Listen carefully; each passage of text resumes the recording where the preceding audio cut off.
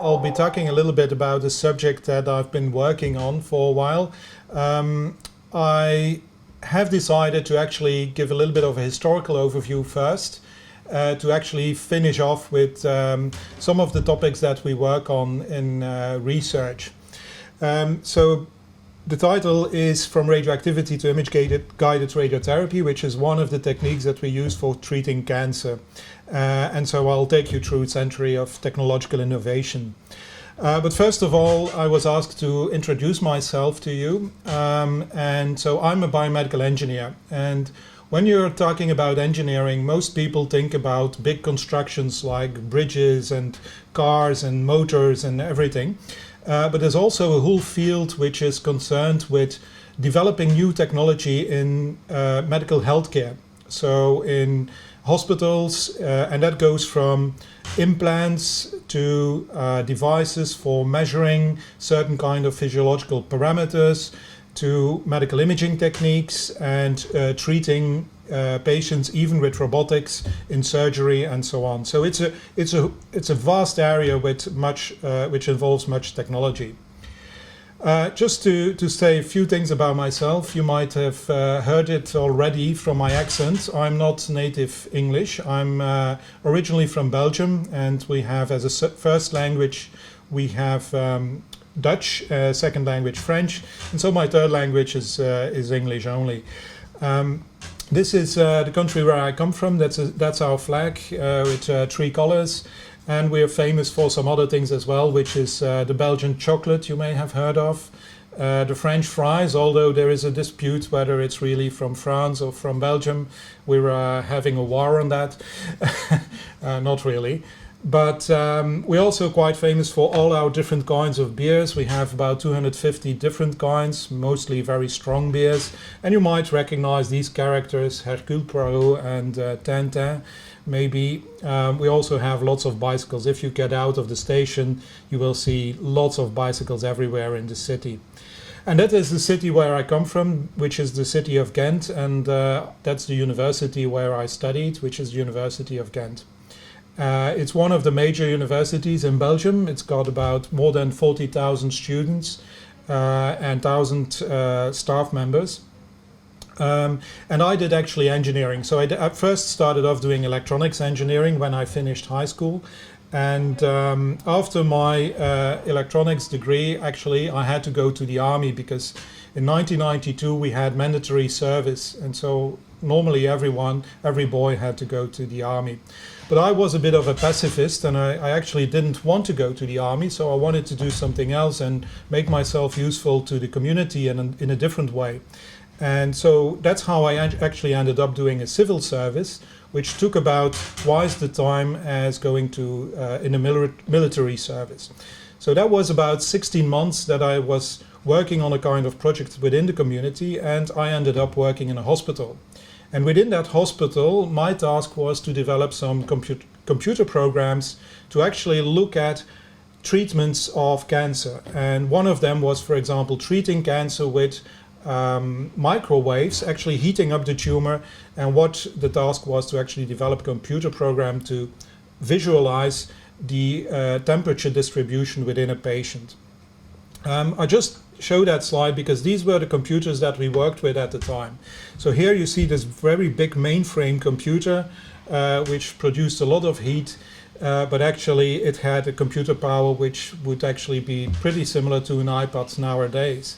So just to put that a bit in perspective, we didn't have internet at the time, and it was quite a challenge to write these computer programs quite efficiently.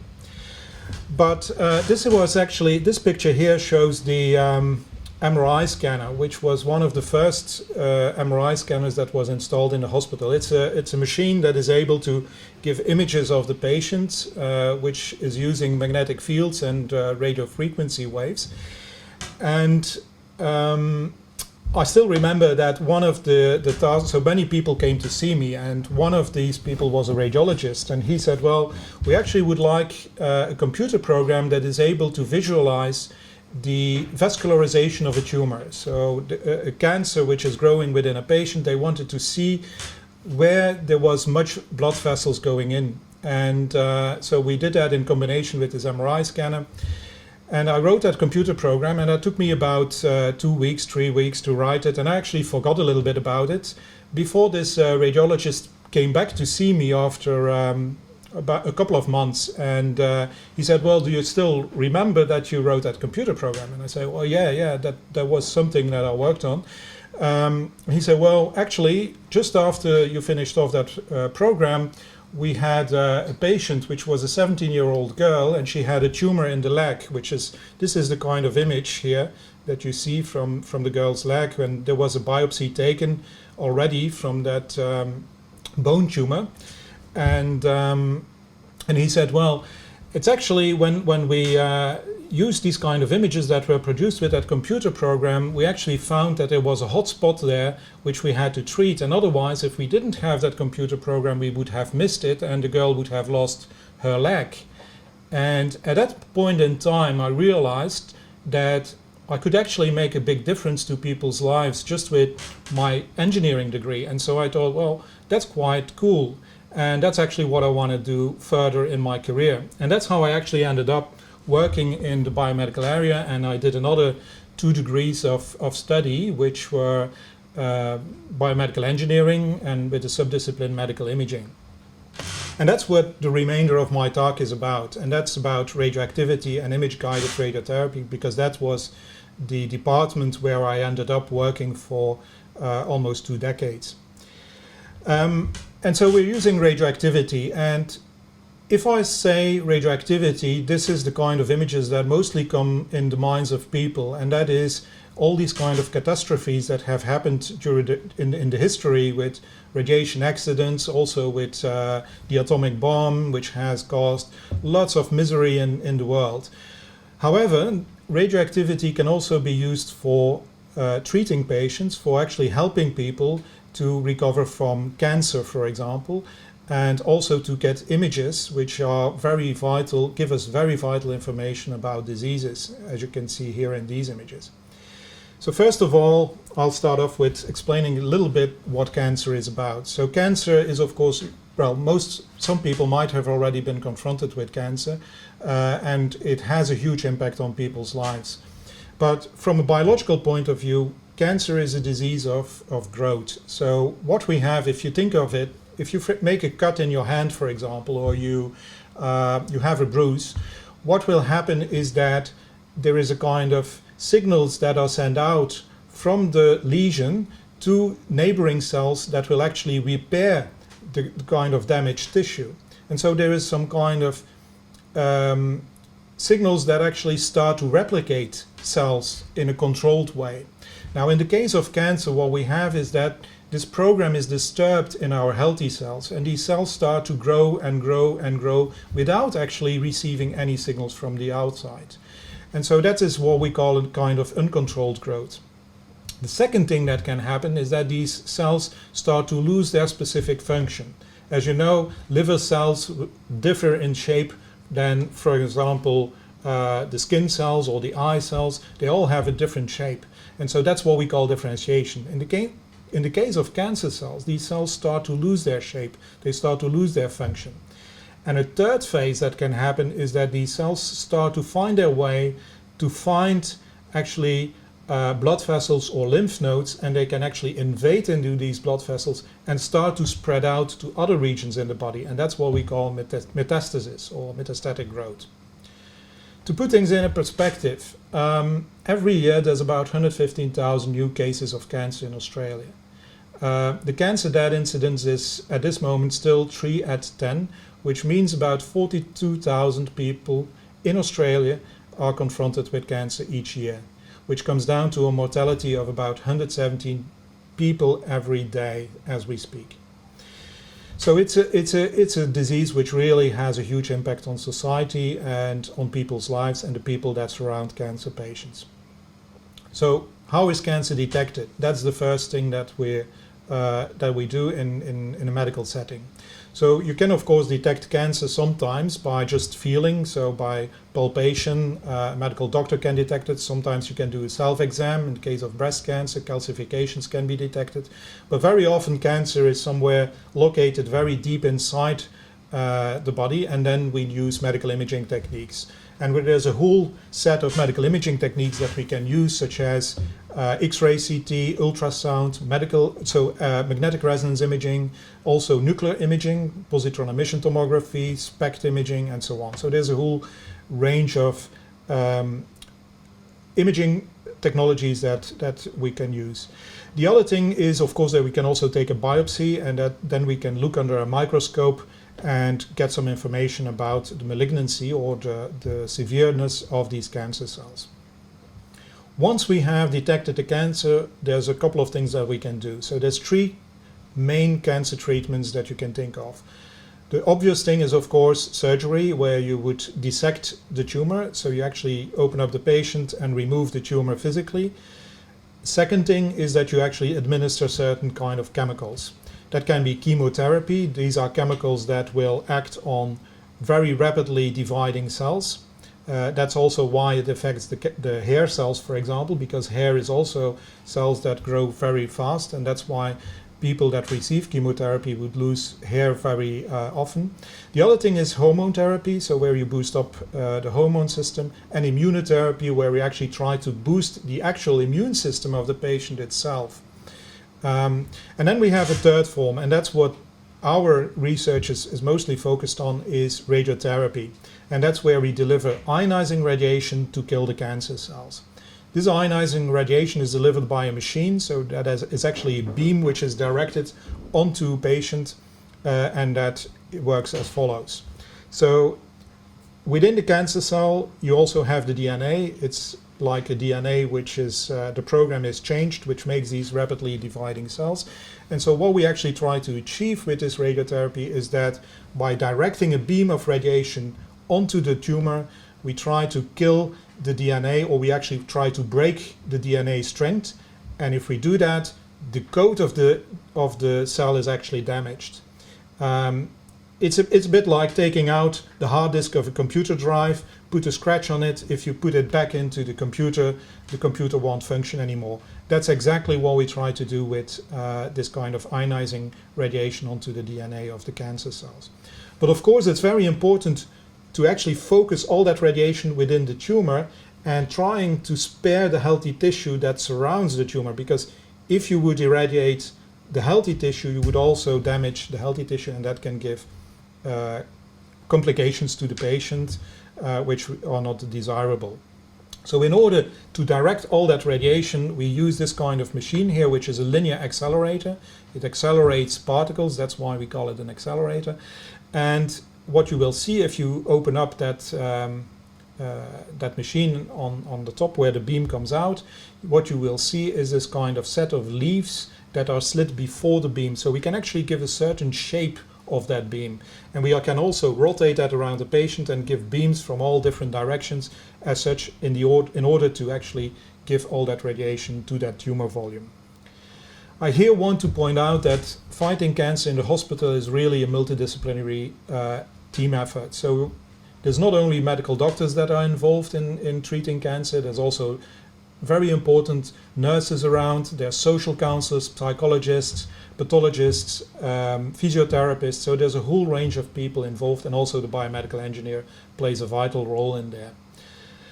So putting things in a historical perspective, you might recognize this person here, which is Wilhelm Conrad Röntgen. He's a physicist back in the late 19th century, beginning of the 20th century. And he discovered, by playing around with these kind of tubes, which are vacuum tubes in which you have electrodes, they are also called Crookes tubes, he could actually put a high voltage on that, and what he would see is that there are certain kind of mysterious rays that comes out, and that enables to see through the body, showing here, for example, the hand of his wife, and you can still see the ring on her ring finger here, but you also see the bones very nicely. Also these frogs here, so it's quite impressive the first time that they saw that. How it works, it's actually quite simple. You just have a vacuum tube where you have two electrodes, a cathode and an anode. And if you put a high voltage on between the cathode and the anode, you actually have electrons going from the cathode to the anode. And as it hits the anode, the electrons are stopped, and all that kinetic energy of these electrons is released in the form of X-rays. So this kind of mysterious rays. Nowadays, we know that these X-rays are part of the electromagnetic spectrum, and just like the visible light is, and infrared light is, ultraviolet light is, X-rays are also part of the electromagnetic spectrum, but have a much higher energy, and so they have a much shorter wavelength as well. So at that time, people started experimenting with these X-rays, and here are some Swedish clinicians that started treating these two patients. This is a patient which had a tumor on the nose, basal cell carcinoma, and this is what you can see after treating with X-rays. Actually, after 30 years, this patient was completely cured from that tumor. That was quite spectacular. The same for this patient here with a tumor directly in the face, on the cheek, which is actually also healed quite well. The problem was, as they point out, is that it was very important to really measure the amount of dose that they were delivering, because if they would give too much radiation, there was also skin erythema, so there would be redness of the skin, and it would also even induce some tumors. So it was very critical to have the right amount of radiation. This is what modern X-ray tubes look like. What is important here is that by changing the energy, so the voltage between these electrodes, you will have a different penetration depth. So the higher the voltage or the higher the energy of these X-rays, the deeper inside the tumor you can get. However, for 300 kV, so kilovolts, you only have a penetration depth of about 2 centimeters deep. So that's not very deep inside the patient. At the same time, there was also the discovery of natural radioactivity, and that was by Henry Becquerel. You might have heard of this person in chemistry lessons. So they actually discovered by accident this kind of radiation that came from certain minerals, so certain ores that were extracted from the ground, and these were uranium salts that he was playing with, because they also was actually looking at fluorescence. He didn't realize that there was any radioactivity, and what he did is he put this in a shelf, and accidentally in that shelf there was also a set of plates of photographic plates. And when he developed these photographic plates, he saw an imprint which could only have been caused by this kind of mysterious rays that came out of that piece of ore that he put in that shelf.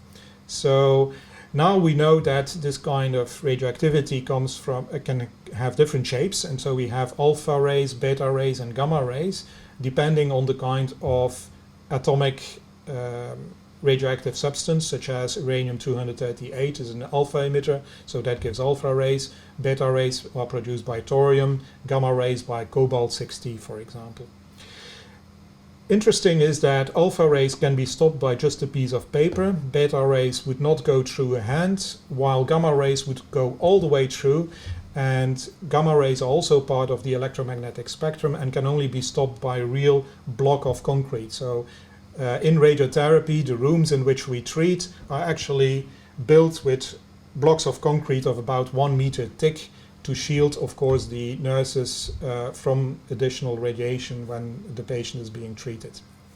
During that same time span, you might know that there's also a whole field around atomic physics that has been explored. I'm not going to go in detail, that would bring me too far, but it's also helped a lot to understand how the atoms are constructed in, so how the atoms in molecules, for example, are constructed. So also with experiments, clinical experiments with these kind of radioactive sources were done, and that's what we call brachytherapy. So here you see a few examples. So where this child, for example, with a hemangioma on the head, so this is a kind of blood vessel tumor, and this is before treatment, and this is after treatment with this kind of radioactive source. That was a radium applicator that was put on her forehead. And the same with these other subjects. So they saw that there was something happening with this kind of radioactivity, and at that stage people thought that radioactivity would be good for everything. And so you would see within the community that people would advertise the use of radium for things like hair removal, for things like beauty products, for treating cold feet and things like that, which is at this moment atrocious if we think about it, because you actually expose people to radioactivity without any need for it. But of course at that time people didn't know any better, and they thought that it would be beneficial for many things. Also, you would find these kind of shoe fitting machines, for example, that it contained an X-ray tube, and that was to see whether your feet were really matching very well within a shoe, for example. And it would be especially children that they would look at, because for children it was sometimes difficult to find whether the shoe was the right measure. But also in certain factories where they would extract radium, they would just do it. For example, this man is just pipetting, so just extracting it by his mouth, this kind of radium. And also you would have, for example, these women who would paint watches with, so you know that certain watches have this kind of luminescent figures on it. This is that's not longer used at this stage, but at that time they would use radium for that. And as they were painting these watches, they would, for example, lick their pencil just with their mouth, and then would wetten it and then paint with radium. And so they would be exposed to large amounts of radium. And this is the effect that you would have. So this is a woman that was working in this factory, and this is actually the tumor that she developed on the mouth here. That is a result of this exposure.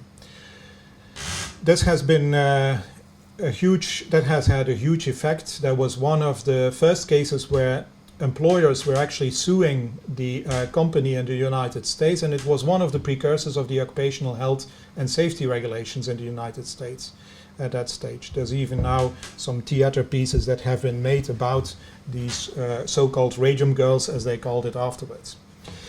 Modern brachytherapy looks more like this at the moment. So we now have catheters in which we put a radioactive seed, and that can be put close to the tumor and then taken away after a certain time. So we can only expose for certain time slots, and that's been used for treating tumors which are easily accessible. So, for example, for cervix carcinoma or nasopharynx, where you can actually access it without having to go inside the tissue by a needle, for example. Very important in radiotherapy is to measure. I already emphasized it a couple of times, so measuring the radiation dose. And some units that you might see also often is, for example, the activity that comes from a source, and that is the amount of radiation that is delivered by a certain source, radioactive source. It can be an X-ray tube, it can also be radioactive material, and that's expressed in becquerels. So that's 1 disintegration per second. If you have a source that irradiates and a person is standing next to it, there's some tissue that will receive that radiation, and the amount of radiation that is absorbed by that tissue is expressed in what we call the gray. So that's the unit, and that is the joules per kilogram. So joules is the amount of energy that is released in the form of ionizations within that tissue per tissue mass. We also take into account the effectiveness of the amount of energy, which is a physical unit. We take into account the effectiveness of different kinds of radiation, so alpha, beta, and gamma rays, and that gives us the biologically effective dose, and that's expressed in sieverts. And so also on a daily basis you will be exposed to some radiation, cosmic radiation that comes from the ground. Also any medical exam with X-rays will expose you to some radiation, and there is a certain kind of limit of radiation that you can will be exposed to.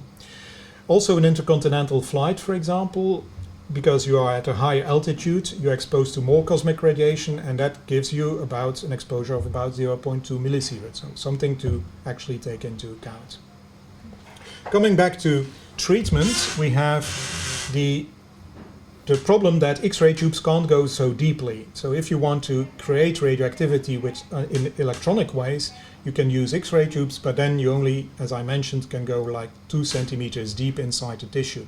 So to go deeper, we have to increase that energy of these X-rays, and we can do that only by using instruments like this. This is the first attempt, which is a clinical Van de Graaff generator, and it is a machine that can accelerate these electrons to much higher energies by using a whole series of electrodes that would have a certain distance with respect to each other and can accelerate electrons at very high speeds before they hit a certain target and then generates X-rays.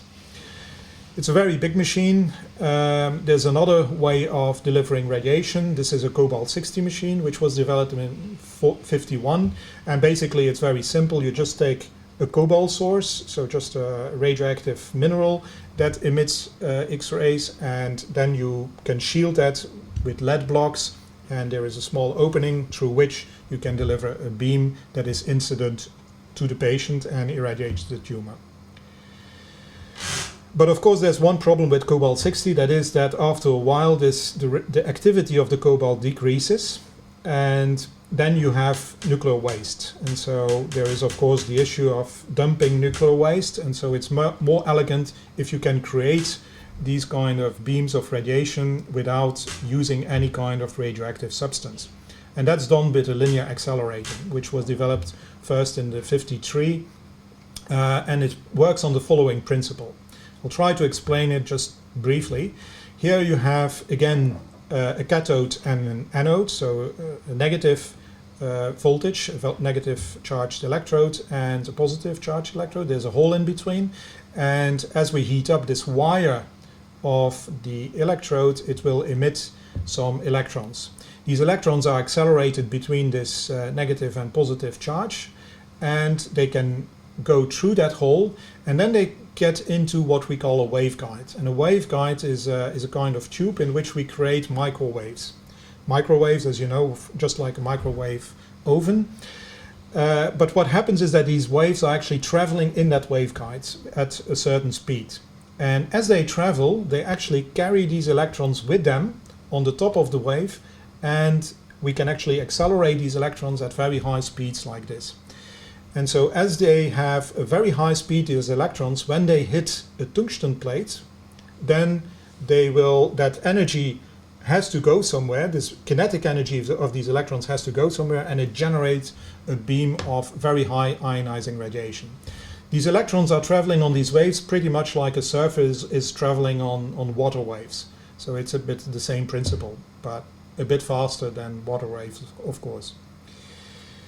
This is a linear accelerator mounted in a kind of machine where the linear accelerator can rotate all the way around the patient. This is one of the newer machines, which was developed in 2003, which is called tomotherapy.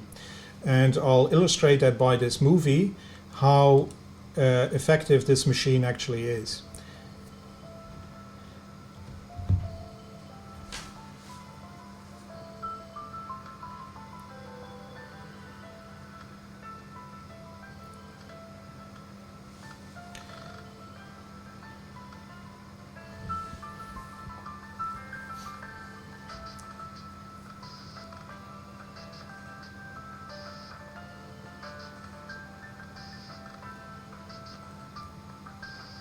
So also the table can move around, it can even tilt a little bit to position the patient with respect to the radiation beam. And so we also have two X-ray sources mounted in that head that can rotate around the patient, so we can actually see at the same time that we deliver the beam, we can actually see through the patient and see where the tumor is. And that small beam is actually which we use to treat the tumor. So that's where the beam, the actual radiation beam comes from. And so by using these X-ray tubes, we can follow the tumor and we can deliver the beam at the right place as the tumor is moving around.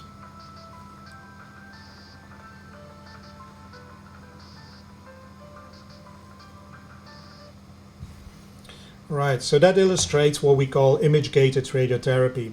There's other devices around on the market, which is the Gamma Knife, for example, and that is a system that delivers very small pencil beams from different directions, and in the focus you create lots of radiation dose, while you actually spread all the dose that's in the healthy tissue to a smaller level. A CyberKnife is a linear accelerator which is placed on a robotic arm and that can move around the patient. It has lots of degrees of freedom. One of the newest inventions is using protons. You can use X-rays, gamma rays, even electrons to treat, but protons is really much more challenging. But it has very big advantage. One of the advantages is that as compared to conventional radiotherapy, so if you would use gamma rays or X-rays, you actually will, if this is a tumor, you also irradiate the healthy tissue that is before the tumor and also that which is behind the tumor. So you always have some radiation that is exposed to the healthy tissue around it.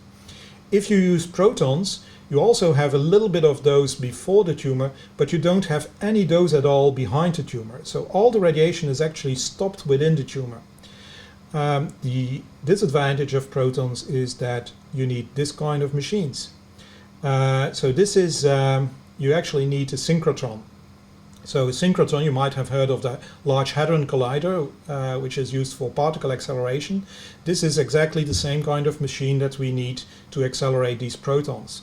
So these are really big machines, and this is the control and treatment room where the machine is operated, and this is where the actual patient is being treated. So this is also quite a big gantry that is rotating around the patient. There's two different ways of accelerating protons. You can use a cyclotron as well as a synchrotron, and again these are some treatment rooms where the patient is being treated.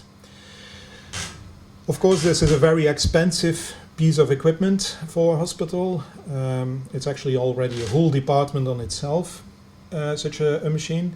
And there's only about 43 centers around in the world. Most of them are within the US, Japan, and in Europe. We don't have it at this moment in Australia.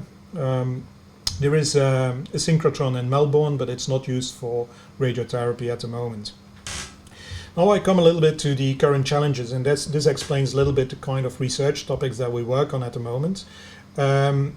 But first I have to explain a little bit about the workflow in radiotherapy. So first of all, when a tumor is detected in a patient, the first thing that we do is we scan the patient with CT scans or with MRI scans, and that gives us a whole stack of images in 3 dimensions of the patient.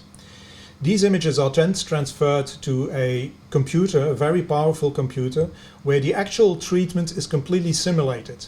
So the computer will calculate how much radiation dose will be deposited at which place if you have a certain configuration of beams coming from different angles and with certain apertures of these beams. So after this simulation is done and is optimized, then the patient is going to the simulator. And the simulator is a kind of imaging system again, where we also have laser lines which are projected onto the patient's skin in 3 orthogonal directions. So we have lines projected on the patient, and at the same time we take some medical images, and then we can fuse these images with the images that we used in the simulation. Because of course what is important is that what you simulate in the virtual world has a certain kind of coordinate system, an X, Y, and Z axis associated with the patient. And it's very important that we position the patient in exactly the same way on the treatment table as we have simulated on the computer. And so that's what this simulator is for. So when we have projected these laser lines, we then demarcate lines on the patient's skin with an unerasable ink, so that if we give the treatment to the patient, we can find these lines indicated on the patient's skin again with some laser beams that are projected on the patient. And so we will move the table around until these lines match, and then we know that the patient is positioned in exactly the same way as we have simulated. And then the actual treatment is given. So that's all very promising, but the problem is still that there might be some discrepancies between the virtual world and the real world. And therefore we need some way of measuring the radiation dose. Unfortunately, what we had until now is that we only have ways of measuring the radiation dose in one dimension or in two dimensions. And I just illustrate by this slide here that two dimensions is different from three dimensions. This is not radiotherapy. This is just in an art gallery. And what you have here is a light source that is projected onto this piece of junk here, some garbage sitting here before the light source. And what you see projected on the wall is like two people sitting there. Of course, we know that it's not true, but so you can be fooled by just looking at a two-dimensional image. And so what we try to do is we try to develop a system that could measure the radiation dose in three dimensions. And what we came up with is the following. So we have a kind of hydrogel, which we can put in a kind of phantom shape. So it can have the shape of the patient, in this case a head phantom, which we can then, after exposure to the actual treatment of the patient, will give us the following image, which is like this. So you actually can see where most of the radiation has been delivered. That's this white area. So you can actually visually see that. If we then scan that with a magnetic resonance imaging scanner, we actually have the three-dimensional radiation distribution. So this is the three-dimensional dose information that we can obtain. So now a next challenge here is that we also try to incorporate this organ motion that we have within the patient. You've already seen it before in the animation that I gave, where the actual tumor is tracked by these X-ray beams. And that's exactly what we try to do at this stage. So there's many implementations possible to measure the motion of the tumor. There's optical tracking, there's X-ray tracking, and we're even working on a machine that combines an MRI scanner with a linear accelerator. And so we also came up with a phantom which is actually pumping, like this heart phantom. The thing is that if you put some radiation on it, there will be a color change on that phantom, and we can then measure that out. And that's what you see in these images here. So these are actually images that are registered on that heart that show where the radiation is delivered. Another project that we work on is the combination of an MRI scanner that gets these kind of sophisticated images of the patient in combination with a linear accelerator, so which delivers the radiation beam. So now you have two machines that can take at one hand images in three dimensions of the patient, and at the other hand also deliver the radiation at the same time. This is the project that is still going on. There's one project going on in the Sydney area where this kind of machine is being built. It's a real $1 million project.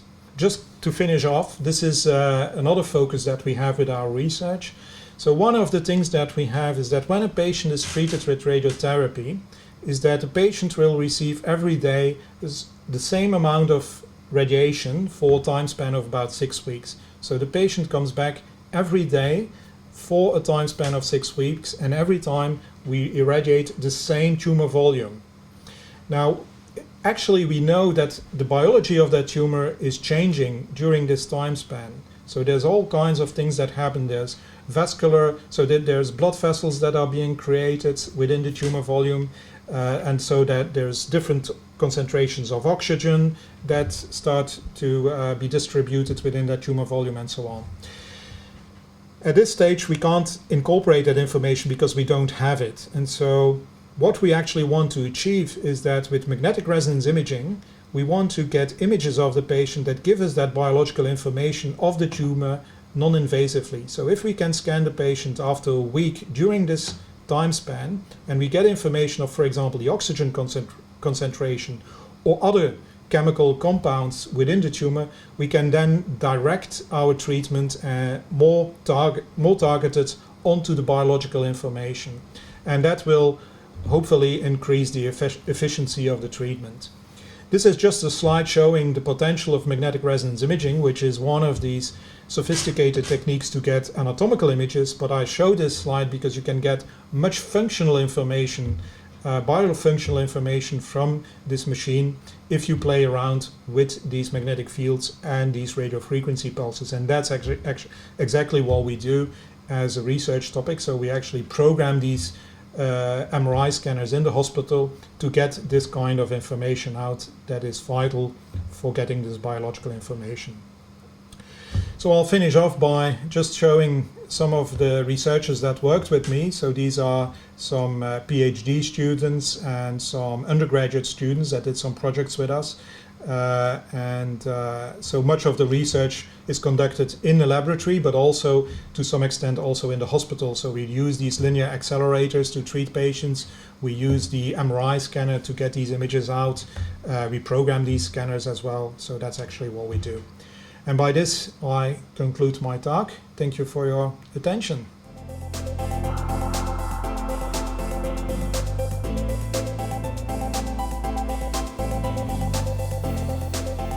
Oh yes, I've been in the MRI scanner for probably 200 times. So one of the advantages of magnetic resonance imaging scanners is that you don't use any radioactive radiation. So you actually only use magnetic fields and radio frequency fields. And when we started doing research on the MRI scanner, we tested on each other. So me and my colleague, we went in time after time. So he went in, I went in, and so probably 200 times already I got scans for myself. So yeah.